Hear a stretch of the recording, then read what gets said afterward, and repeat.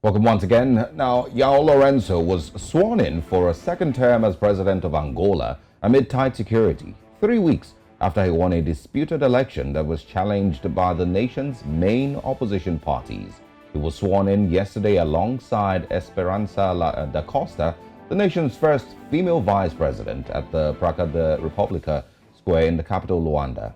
The event was attended by heads of states from different African countries and Portugal. The ruling MPLA garnered 51% of the votes and won 24 seats in the 2020 member parliament in August. The August 24 election, while main opposition UNITA came second with 44%, equating to 96. Now let's show you some of the key facts about President Lourenco. Now we have some updates. He first came to power in 2017 when he took over from long-time ruler Jose Eduardo dos Santos, who bequeathed a country deep in recession and riddled with corruption and nepotism.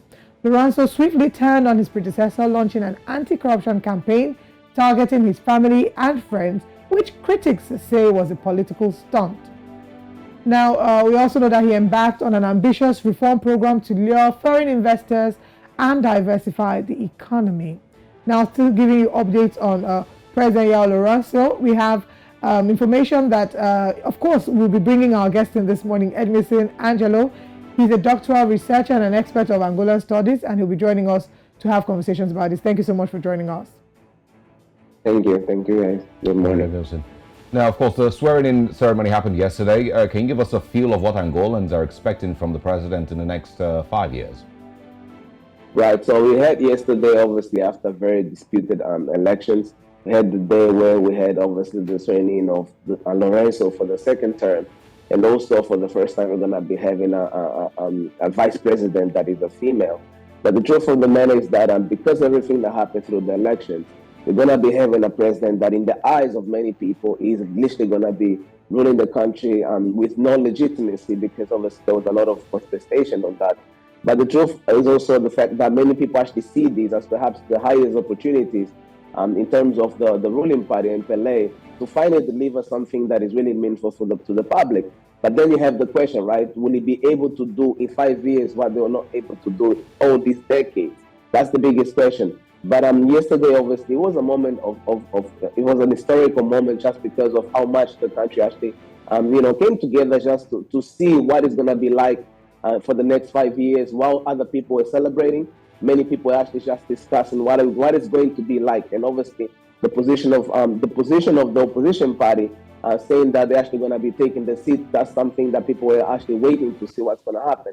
But the opposition party said they're going to be taking the seats in the parliament. That, in a way, has also sent a message to the public that maybe the opposition doesn't really want to go the way in terms of trying to shape up things. So I think it's going to be very interesting. But I'm definitely sure that in terms of the ruling party, this is going to be the term where they're going to have to do everything that they were not able to do throughout these old decades, in terms of reforms, in terms of decentralizations, in terms of inclusion. So it's interesting times for Angola, and we're very much excited to see what's going to happen today and definitely tomorrow, because obviously the changes are going to start happening straight after what we saw yesterday. All right, now let's talk about the opposition parties. Now, they and civic groups say that the vote was marred by irregularities and had challenged, of course, the election results in court. But the country's constitutional court rejected all the legal challenges to the vote. Were there any investigation into these irregularity claims by the opposition party? Were there any investigations into these? Right, so there was no investigation at all. One thing that we have to remember is that that has been the position of the opposition party in Angola in all electoral process. But obviously this is different because they actually managed to get a lot of votes, because they actually managed to get really close. And it was important for them to keep or maintain that position of trying to put into question the whole electoral process, just because the public was also behind them. But the truth of the matter is that one specific thing about this election is that the international community has given a lot of credit.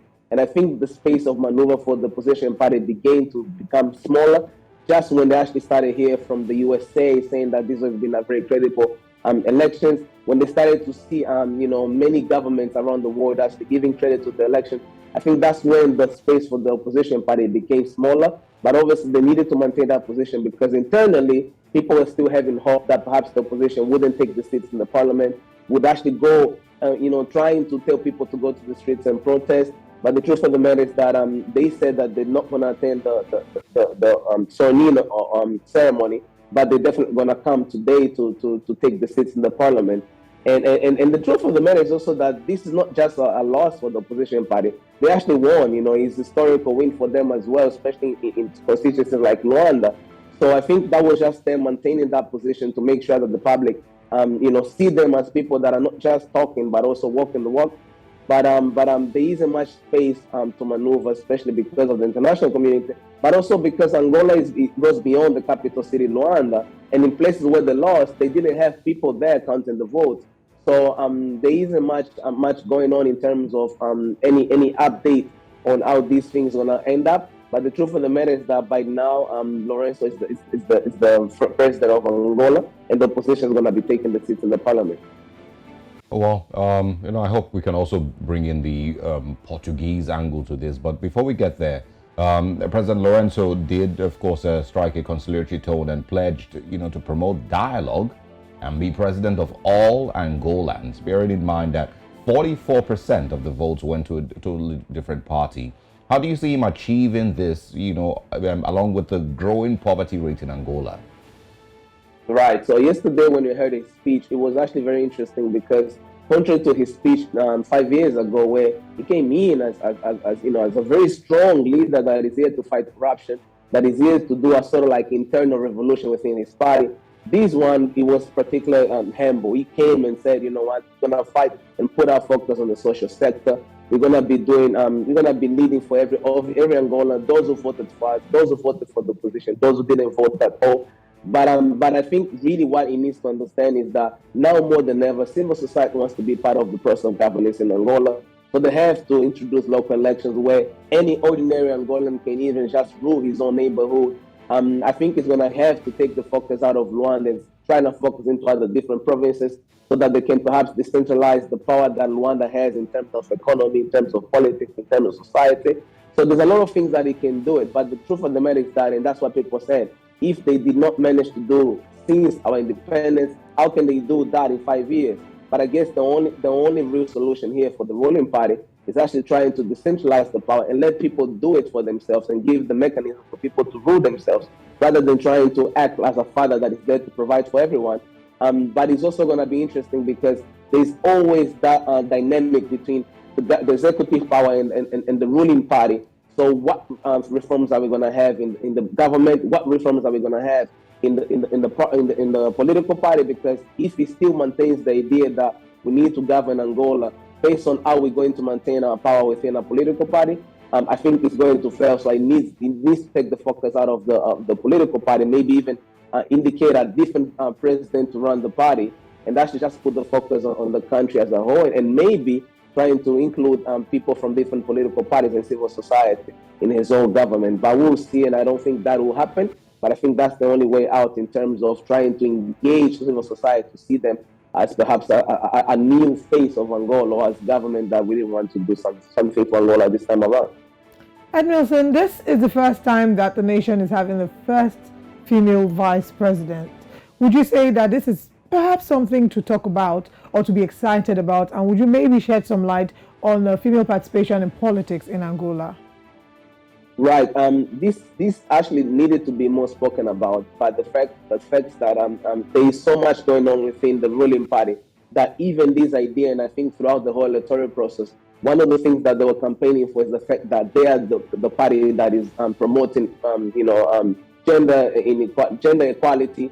And we have to remember that it's not just the vice president of the country. We also have, for the very first time, we have the president of the assembly is going to be a female as well. It's going to be a woman. But I think everything really started when he appointed the Minister of Finance, Vera Dalves, who became the face of Angola reforms in terms of economy, who became perhaps the main player within the system, trying to persuade the international community to invest in Angola.